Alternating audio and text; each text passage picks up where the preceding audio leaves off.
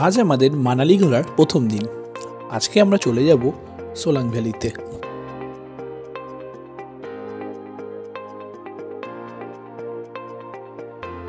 মানালি থেকে সোলাং ভ্যালির দূরত্ব প্রায় 15 কিলোমিটার মতো এবং সময় লাগবে প্রায় 30 মিনিট। কিন্তু রাস্তায় জ্যামের জন্য এটা 2 ঘন্টা হওয়াটা কোনো অস্বাভাবিক ব্যাপার নয়।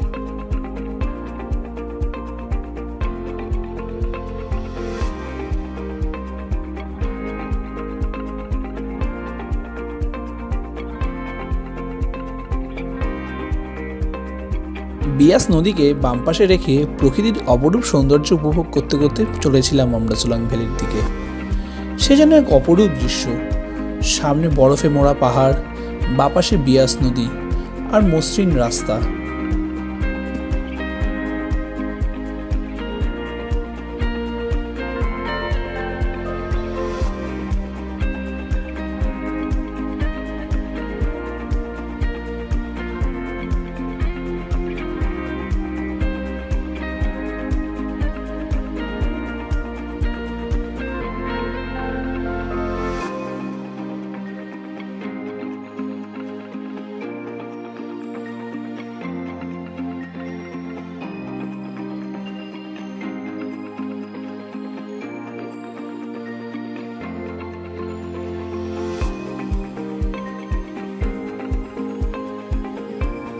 যারা প্রকৃতিপ্রেমী আছেন এবং যারা বাইকার, তাদের জন্য কিন্তু এই রাস্তা স্বর্গীয় রাস্তা। এই রাস্তা ধরেই সোজা সোলাং ভ্যালি হয়ে অটল টানেল হয়ে চলে যায় লাদাখের দিকে। প্রচুর মানুষ যারা বাইকে লাদাখ যান তারা কিন্তু এই রাস্তাটাই ধরে যান।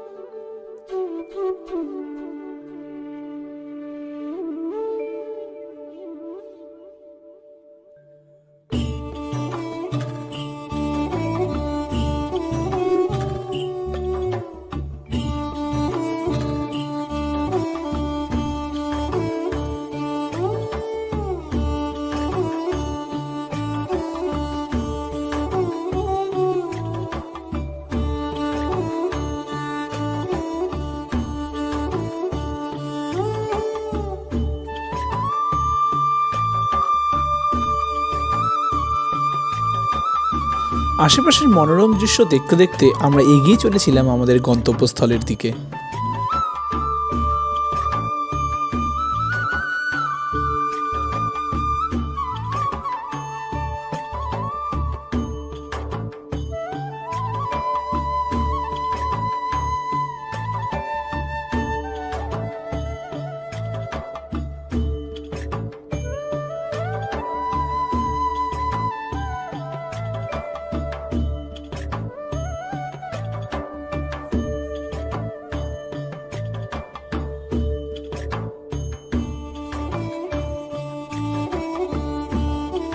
সোলাং ভ্যালির রাস্তা যেন স্বর্গরাজ্য।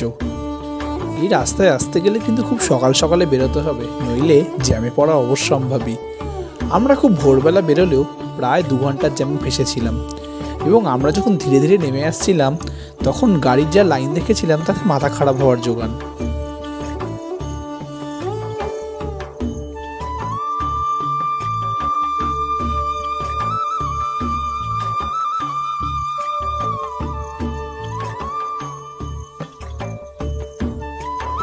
আমাদের প্রত্যেকেরই বরফ দেখার খুব শখ ছিল, তাই হয়তো এই তীব্র শীতেও আমরা মানালিকে বেছে নিয়েছিলাম ঘোরার জন্যে। সত্যি বলতে মানালি কিন্তু আমাদের এক ফোঁটা হতাশ করেনি। মানালির প্রথম দিন আমাদের যেভাবে ভরিয়ে দিয়েছে তা সত্যিই অকল্পনীয়।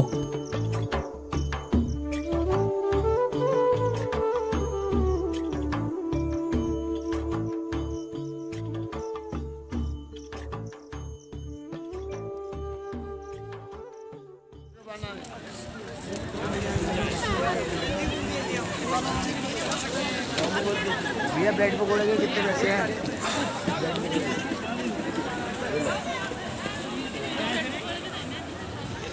সোলাং ভ্যালিতে আমরা এখন চলে এসেছি। আমাদের একটু সকালের টিফিন, মা ব্রেড টোস্ট খাচ্ছে আর আমি আর বাবা ম্যাগি।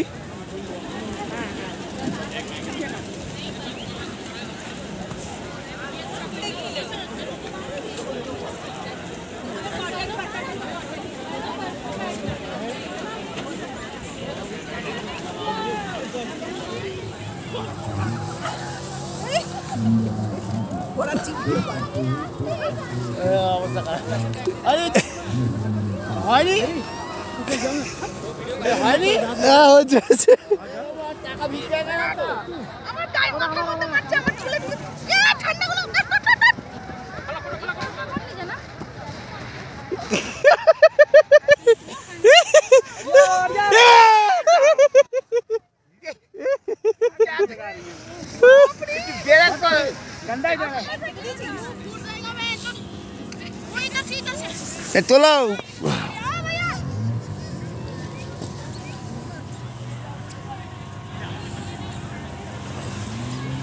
উপর থেকে একবার না না, এই দেখ, এই দেখো বল কেটে কেটে উঠবে।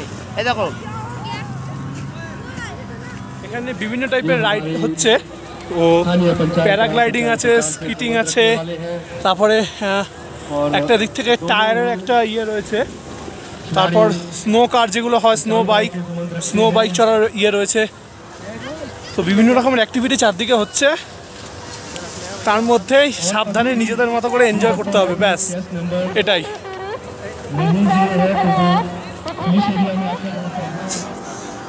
এটা হচ্ছে রোপওয়ে এখান থেকে আরও কিছুটা প্রায় 11,000 ফিট মতো নিয়ে যায় রোপওয়ে। এখানে দাঁড়িয়ে আপনারা ছবি ক্লিক করতে পারবেন। এই যে লেখা আছে ওয়েলকাম সোলাং ভ্যালি কুলু মানালি, আর এখানে বিভিন্ন ধরনের ছবি এখানে তোলা যাবে। এই যে এখানে দেখছেন প্যারাগ্লাইডিং হচ্ছে।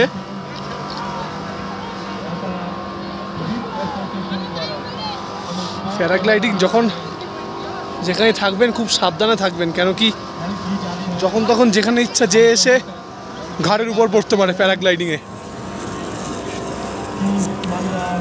এদিকে এই যে টায়ারের অ্যাক্টিভিটি হচ্ছে।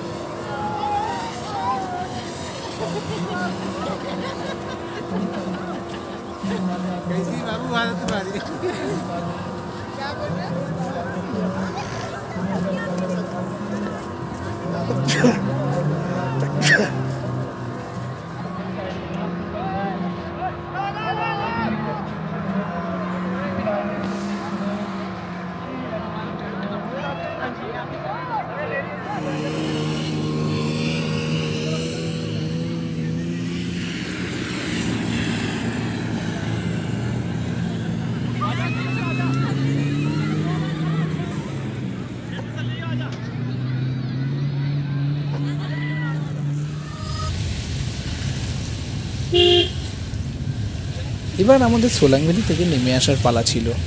প্রায় দীর্ঘ জ্যাম কাটিয়ে এবং প্রায় 2 কিলোমিটার মতো নিচে আমরা হেঁটে নেমে এসেছিলাম, কারণ গাড়ির পক্ষে অত দূর উপরে ওঠা সম্ভবই ছিল না জ্যামের জন্য।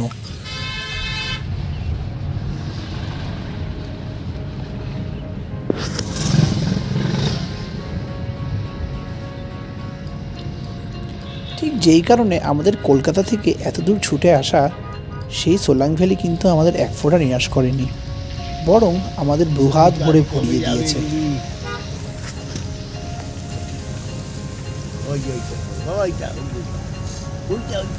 হ্যাঁ, আপনারা হয়তো দেখেই আন্দাজ করতে পারছেন যে এখনও সোলাং ভ্যালির উপরে ওঠার জন্য ঠিক কতটা লাইন। আশেপাশে যারা মানুষ ছিল, যারা হয়তো এখন উপরে উঠছে, তারা আশেপাশের বরফ নিয়েই খেলছে। তবে আমরা কিন্তু একদম প্রকৃতির রস চেটে ফুটে আস্বাদন করেছি। জানি না আবার কবে আসা হবে বা আদৌ আসতে পারবো কি না, তবে এই স্মৃতিটুকুই বা কম কি, তাই না? দেখা হবে আগামী পর্বে আমাদের সিমলা কুলু মানালি শেষ পর্ব নিয়ে।